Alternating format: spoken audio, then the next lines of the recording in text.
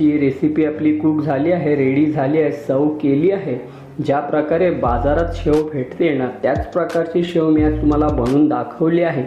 एक शेव आपण थोडी तिखट बनवली होती आणि एका शेवेमध्ये आपण अद्रक लसूण मिरचीची पेस्ट घालून थोडी जास्त तिखट बनवली आहे।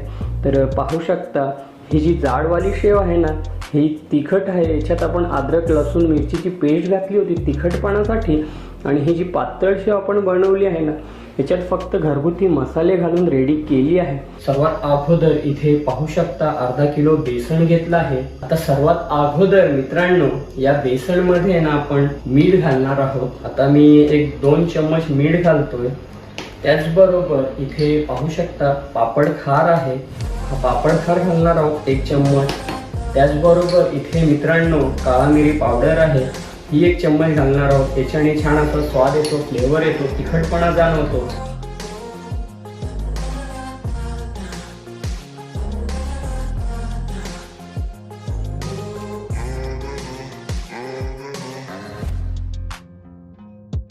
ऑलमोस्ट एक अर्धा तास झाला आहे। तुम्ही पाहू शकता आपला जो बेसन आहे ना व्यवस्थित असा फुलला गेला आहे।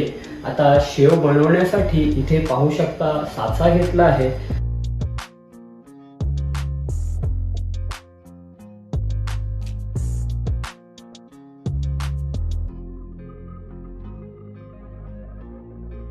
ही जाड शेव आहे ना ह्याच्यात आपण अद्रक लसूण मिरचीची पेस्ट घातली होती। तर चला एक बाईट घेऊया। कुरकुरीत क्रिस्पी अशी शेव झाली आहे, तुम्ही पाहू शकता।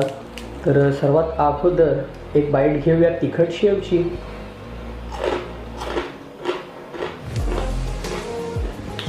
खूप छान अशी शेव आपली रेडी झाली आहे।